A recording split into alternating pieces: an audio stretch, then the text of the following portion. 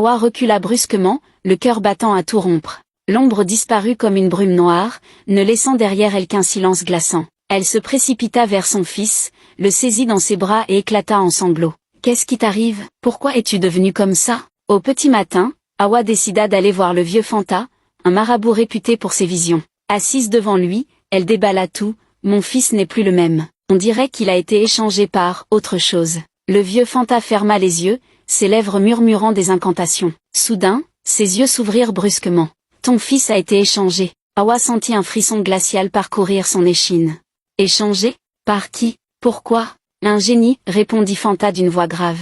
À sa naissance, ce génie a échangé son propre enfant malade contre le tien, pour que son fils puisse connaître la vie humaine. Hawa porta la main à sa bouche. « Mais, mon vrai fils, où est-il ?» Fanta soupira. « Ton véritable enfant est maintenant prisonnier du monde des esprits. Et ce qui est dans ton berceau n'est rien d'autre qu'un enfant maudit. » Les larmes d'Hawa coulèrent sans retenue. « Comment puis-je le récupérer, mon vrai fils ?» Le vieux Fanta plongea son regard dans le sien. « Il y a une cérémonie, mais elle est dangereuse. Si tu échoues, tu perdras non seulement ton fils, mais aussi ta propre vie. » Hawa n'hésita pas une seconde. « Je ferai tout pour récupérer mon enfant. » Le lendemain soir, à minuit, Hawa suivit le vieux Fanta jusqu'à la forêt sacrée. Là, au milieu des arbres, une flamme bleue jaillit du sol. « Place l'enfant maudit au centre du cercle et attends, » ordonna le vieux. Hawa déposa le bébé, tremblante. Les chants des esprits résonnèrent dans la nuit. La flamme bleue s'intensifia, entourant l'enfant. Puis, un cri déchirant perça l'air. Hawa se retourna et vit une silhouette apparaître dans la flamme.